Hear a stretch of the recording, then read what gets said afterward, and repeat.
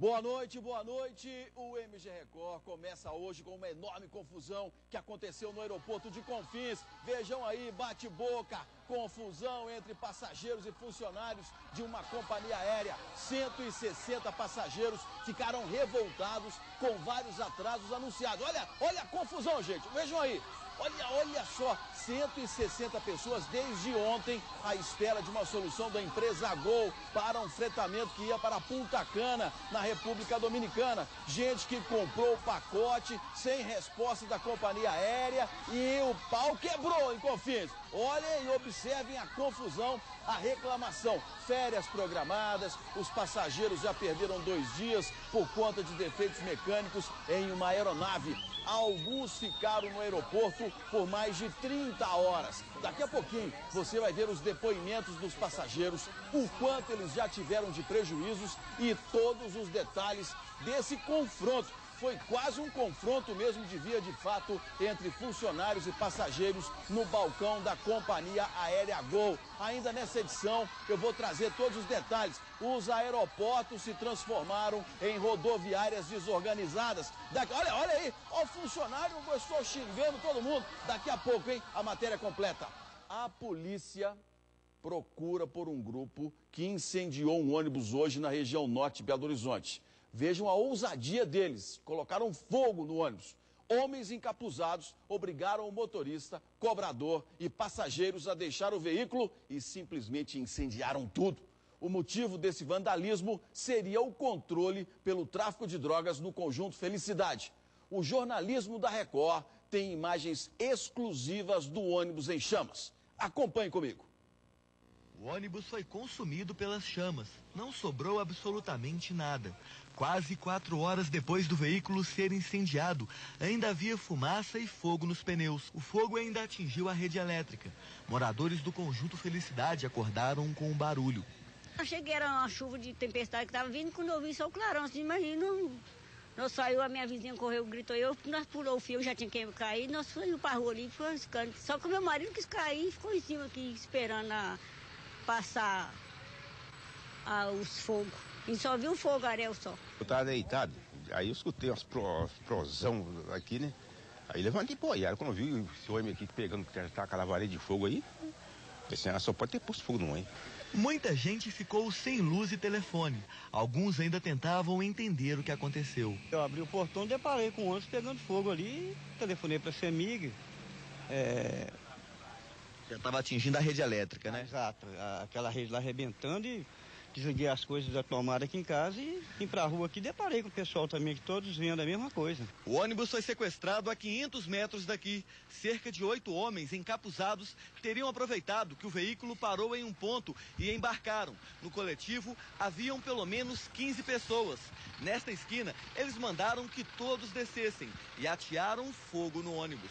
A hora que eu parei para desembarcar uns passageiros, entrou mais ou menos, veio aquela correria de ninja, parecia ninja, que tudo de touca na cabeça, você só viu os olhos dos caras, parecia ninja. Eu só falei, Jesus, tem de misericórdia. E eles entraram dentro do ônibus, falou, motorista, fecha as portas, apaga a luz e vai devagarzinho.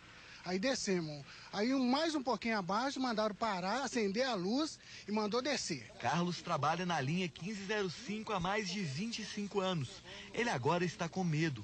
Os bandidos ainda teriam mandado um recado para a empresa de ônibus. Eles mandaram falar o seguinte, que era para eu e o trocador falar na empresa que não era para deixar o ônibus 1505, nem o conjunto Felicidade, descer até o final do ônibus, senão eles iam pôr fogo em mais carro. O conjunto Felicidade fica na região norte de Belo Horizonte. Hoje, o aglomerado é disputado por 3 grupos que querem o controle dos pontos de venda de drogas. Tanto a autoria quanto a motivação, para nós, ainda é desconhecida. Mas, reforçando, se a comunidade, às vezes, próprios trabalhadores aí da empresa de ônibus, tiver alguma informação, ligar a 190 para repassar, ou então 181, que são serviços aí de confiança e são anônimos. Eu gostei das palavras do motorista. Jesus tem misericórdia. Sabe o que é isso? O povo brasileiro, sem a segurança que precisa e que merece, só nos resta a fé. Acreditar naquele que é criador e senhor de todas as coisas. É o que acontece. O povo do Conjunto Felicidade é uma gente humilde, pobre, trabalhadora, uma gente que só quer viver em paz. O povo não quer essas confusões lá não. Os moradores querem tranquilidade para a vida. Isso é um atentado ao Estado, isso é um desafio. Eu disse hoje cedo lá na Rádio Tatiana, falei assim, olha, eu tenho certeza que a resposta da polícia vai ser dura, rápida. Aqui em Minas Gerais não cabe essa história de que polícia não entra em qualquer lugar. A polícia entra em qualquer lugar. Mas depois eu me perguntei, é verdade, a polícia pode entrar, mas eu entro? O morador do Conjunto Felicidade entra? Você que está me assistindo pode entrar em qualquer lugar? Essa é a diferença dessa história. E agora vamos falar de saúde? Um posto de atendimento médico de Betim, na região metropolitana, entregou remédios trocados para pacientes psiquiátricos. Olha para você ver. A confusão quase acabou em tragédia. Uma madrugada de terror. As imagens da agressividade do filho não saem da cabeça de Dona Maria de Fátima. Ela agredindo, eu falei, não deixa não, não faz isso não, meu filho, com seu pai não. O descontrole de Devair chegou ao extremo quando ele tentou agredir o pai com uma faca. As marcas na mão, pescoço e no rosto de seu Antônio mostram que por pouco o pior não aconteceu. Eu consegui dominar ele. Consegui, eu fiquei em cima dele, pedi a minha menina para pegar as faixas para amarrar os pés dele. Ele não está chutando, né? Devair tem epilepsia e faz tratamento desde que nasceu. No quarto, os desenhos e os recortes nas paredes mostram que ele gosta de futebol e ainda brinca como uma criança. Os pais contam que o filho, que já era agressivo, ficou ainda pior. Na última consulta, o psiquiatra aumentou a dose do remédio controlado do rapaz. E tudo isso aconteceu logo depois dessa alteração no tratamento. Mesmo sem saber ler, Dona Maria de Fátima resolveu conferir a medicação. E olha só, ela percebeu que havia algo estranho nas letras que formam o nome do filho. Antes de eu ligar para o SAMUS, eles me ligou para avisar que a medicação é de outro paciente. Ele estava sem a medicação dele verdadeira. Com o medicamento trocado, Dona Maria de Fátima voltou ao posto médico de saúde mental do bairro Teresópolis. Nós acompanhamos a entrega dos remédios e o pedido de explicações. As enfermeiras admitiram o erro, mas ninguém assumiu que colocou nas mãos de Dona Maria os comprimidos de outro paciente. Está escrito José Norberto. Pois é, mas não é outro paciente? Então deve que estava próximo, né? Eu puxar, houve esse engano. Então houve um engano, houve um erro. De acordo com Dona Maria, foi esta mulher quem entregou a medicação. Eu não sei, porque é muita gente. A fila estava grande. Durante a conversa, fomos surpreendidos por Devair entrando na sala de atendimento. Ó, Devair! Vem cá, vem, Devair. Aí eu aqui, vem cá.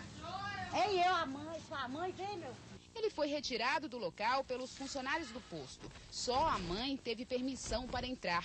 Na volta, ela disse que houve confusão e que teme pela segurança dele e de outros pacientes. Está revoltado sobre essa medicação. E sabe, então, da medicação? Sabe, e vinha partindo e lá ia agredindo uma mulher grávida. A presidente da Associação Mineira de Psiquiatria alerta para o perigo da ingestão de medicamentos trocados. Mesmo que seja o medicamento do próprio paciente.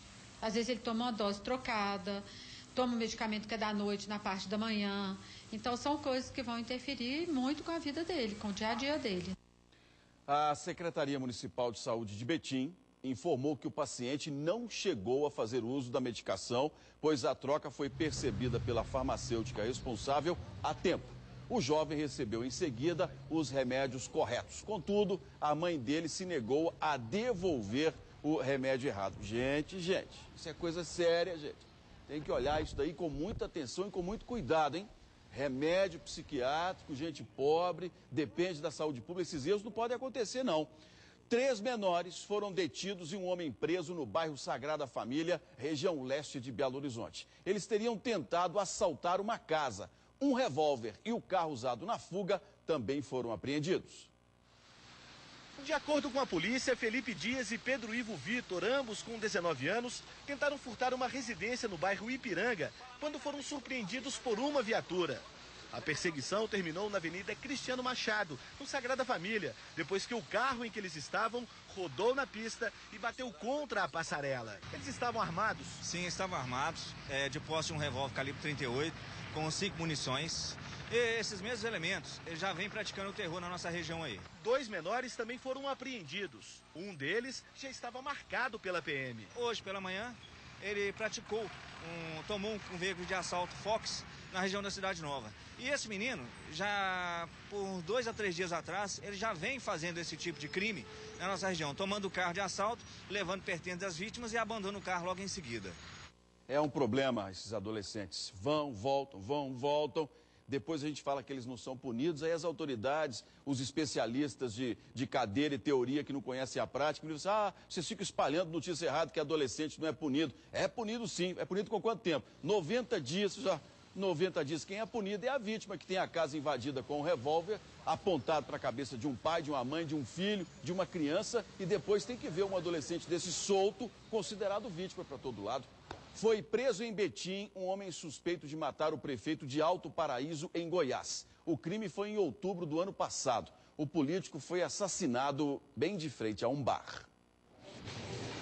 Ari da Abadia Garcês, de 56 anos, estava foragido desde setembro do ano passado. Ele é acusado de matar o prefeito de Alto Paraíso, em Goiás. O suspeito foi preso pela Polícia Mineira em um sítio na zona rural de Betim. Ele prestava serviço a terceiros, né? E nessa prestação de serviço era um meio também para desvencilhar, não chamar a atenção da condição dele de foragido da Justiça Pública do Estado de Goiás. O homicídio aconteceu um mês antes das eleições, em outubro do ano passado. Divaldo William Rinco, de 51 anos, foi morto a tiros em frente a um bar. Pouco antes, ele havia discutido com o atirador. O homem efetuou os disparos e fugiu para o matagal. Esse crime ocasionou uma repercussão social e uma comoção social muito grande, e a Polícia Civil de Goiás, empenhada na conclusão desse crime, do desfecho desse crime, apelou para a integração que nós temos com a Polícia Civil de Minas Gerais, porque o que estava faltando para concluir definitivamente a solução desse crime era a prisão do autor. O assassinato pode ter tido motivação política. O filho de Ari é vereador em Alto Paraíso e, segundo a polícia, seria adversário do então prefeito. O suspeito atuava como militante político. Há polêmica se houve discussão, mas essa discussão pode ser provocada até como forma de tentar justificar um crime passional. Tem outro detalhe de que eles pertenciam a grupos políticos contrários. E, inclusive, um filho do autor do crime é vereador na cidade. O crime ganhou repercussão em todo o país. Alto Paraíso fica na região nordeste de Goiás, a 415 quilômetros da capital Goiânia. Para o diretor-geral de polícia daquele estado, o apoio da Polícia de Minas foi essencial na prisão do homem. Ari teve um mandado de prisão preventiva decretado. O suspeito se limitou a negar o homicídio. O senhor é inocente, Ari? Só explica isso pra gente, então. Sou. Inocente? Sou. E vou provar. É a hora do Ângelos. É impressionante a gente dizer assim, puxa, mas lá em Goiás ainda resolvem as coisas a tiros, não é? Rixa política a ponto de se atirar. Nós aqui também temos regiões de Minas onde existem pistoleiros para matar prefeitos. Aqui perto, na região central de Minas, há pouco tempo, prefeito assassinado dentro de casa. Vários casos. Vem diminuindo porque a justiça tem sido implacável. Nós não podemos tolerar esse tipo de atitude. A democracia exige o respeito às leis e às diferenças. Muito bom trabalho. Agora, eu não posso ficar mandando abraço para policiais, não, porque a gente manda um abraço para o policial, daqui a pouco a gente descobre um caso aí, tem uma investigação própria, acompanha a operação, aí o policial começa a ser perseguido como se estivesse vazando as coisas para a gente. Tá assim agora aqui em Minas Gerais. Ele não pode mandar abraço e parabéns, não. Você está entregando as coisas. É um absurdo. Um amontoado de ilegalidades em uma única ocorrência. Vem cá, o que é que você acha de uma pessoa que tenta subornar a polícia? E o que é pior, tentar subornar a polícia com uma nota falsa de 50. É um absurdo. Hoje, os policiais que faziam uma blitz no anel rodoviário da capital se surpreenderam com o motorista. Eu não vou contar mais nada, não. Quem vai dizer o que aconteceu é a própria polícia.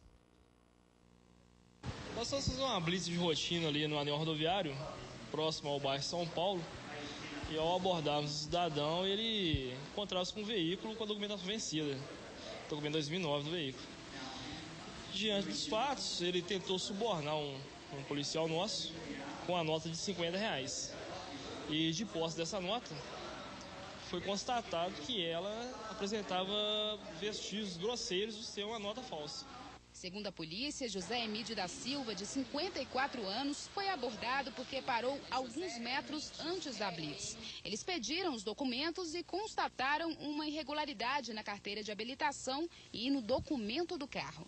Depois que a gente estava de posse da CNH dele, nós constatamos também que a CNH é falsa também. A CNH categoria AB e pelo sistema consta a categoria D. Então, quer dizer, ele não é habilitado para conduzir motocicleta. Então, ele falsificou também a CNH dele. Quando soube da remoção do veículo, o motorista teria feito a proposta. Ele falava para deixar ele embora, ele ofereceu um café, uma cervejinha, não sei. Aí a história de sempre. E durante a abordagem aí, ele continuou insistindo por várias vezes na tentativa dele, aonde ele foi receber uma voz de prisão. José Emídio foi levado para a delegacia, onde deve prestar esclarecimentos. Ele nega as acusações. O senhor tirou dinheiro, não foi para subornar a polícia? Não foi para subornar ele, não, ué. Com todo respeito, ué. Eu estou com 126, pegar 2 caixas de cerveja. Está subornando eu? Eu falei, não, senhor, ué. Por que o senhor mostrou esse dinheiro para ele que ia comprar cerveja? Por quê? Porque meu carro está com o documento atrasado, falou, eu vou buscar 2 caixas de cerveja. Aí ele chegou e falou... Mas precisava mostrar o dinheiro? Não, velho, é porque a gente está com uma dificuldade. Eu tô com 126 só pagar 2 vezes caixas de cerveja, eu saí com o carro com o documento, tá com o documento atrasado. Só isso que eu falei para ele. Ele foi... Você está me transbordando dinheiro? Eu falei, que é isso, filho? Ele tirou uma nota separada dentro da carteira, né? Que estava separada das outras. Então, quer dizer, com certeza ele já tinha desconfiado dessa nota e reservou ela para passar para alguma outra pessoa. Ou para um comércio, ou para alguma coisa parecida. No caso, você? No caso, né? Ele deu o azar de querer passar para a gente. Eu vou te contar, tem cada artista, uma nota de 50 falsa, uma carteira toda ela... desarrumada, e como se não bastassem todas essas irregularidades, a polícia informou que a carteira de habilitação do homem mostrado na reportagem pertence a outra pessoa. Portanto, o verdadeiro nome do motorista pego na blitz é José Ovídio Ferreira, esse que você viu aí dando uma explicação muito esquisita. Ele tem um mandado de prisão decretado por furto. É um negócio impressionante. Os suspeitos também envelhecem, né? Tem todo um jeito assim de senhor, né? Respeitável. Nota de 50 falsa, carteira de habilitação de outra pessoa e o sujeito contando essa história de cerveja. Pelo amor de Deus. Vamos em frente. É estável o estado de saúde do operário que caiu em uma cisterna. Foi em Patos de Minas, no Alto Paranaíba. Os bombeiros levaram 1 hora para resgatar a vítima. Depois de 1 hora de resgate, o abraço de dever cumprido. Emocionante demais, cara. Indescritível. Belchior dos Reis Caixeta, de 52 anos, terminava a base do fundo de uma cisterna do distrito de Leal, a 20 quilômetros de Patos de Minas. Durante o trabalho, um balde de tijolos despencou de uma altura de cerca de 30 metros sobre ele. Os bombeiros e o SAMU foram chamados. Se não tivesse amparado ali, ele poderia vir se afogar. Então, na nossa chegada, a gente retirou essa pessoa, né, que estava lá auxiliando essa outra vítima, e descendo lá, desceu 2 bombeiros que assumiu o trabalho, né? Bom, primeiramente quem desceu foi o soldado Cruz. Ele estava consciente, semi-orientado. Aí o Cruz foi conversando com ele, tentou acalmar. Quando eu cheguei lá, ele já perdeu parcialmente a consciência. Estava com um pouco de obstrução nas vias aéreas por causa do barro. Foi difícil porque ele estava mole, não tinha reação, sabe? Não conseguia ter movimentos. Então, assim, o que dificultou mais pra gente foi justamente isso. Amigo há mais de 30 anos, seu José conta que essa não foi a primeira vez que uma lata cai em cima de seu Belchior. Teve uma época que eu pus uma lata cheia de barro também na cabeça dele, mas foi coisa simples. Não machucou nem nada, não. Foi coisa mais leve. Agora essa agora que foi mais grave, né? Aconteceu, né? Ao ver o pai sendo socorrido, o filho chegou a se revoltar com o homem que teria contratado para fazer o serviço. vem o que você fez? Tá vendo o que você fez? Passado o desespero, para seu José, o resgate foi digno de elogio. Graças a Deus, né? Deus que ilumina esse trabalho dos bombeiros, né? Cisterneiro é um trabalho que a gente pode dizer de perigo das profundezas. Olha aqui, vamos para um rapidíssimo intervalo? Vai jantando aí tranquilo, tomando uma água. Confusão no aeroporto de Confins. Você vai ver comigo que passageiros perderam a paciência após esperar mais de 30 horas por um voo. Xingaram os funcionários também xingaram os passageiros. Um barraco aéreo aqui em Belo Horizonte. Daqui a pouco, hein? Você vai ver os depoimentos dos passageiros, o quanto eles já tiveram de prejuízo e todos os detalhes do confronto com os funcionários no balcão da companhia aérea. É barraco para mais de metro. Eu quero imagens da BH Trans. Nós temos aí contorno com Nossa Senhora do Carmo, trânsito muito tranquilo na saída para a Zona Sul. Diferentemente de 2 horas atrás, né? Uma confusão lá na altura do BH Shopping. 7h59, eu volto já.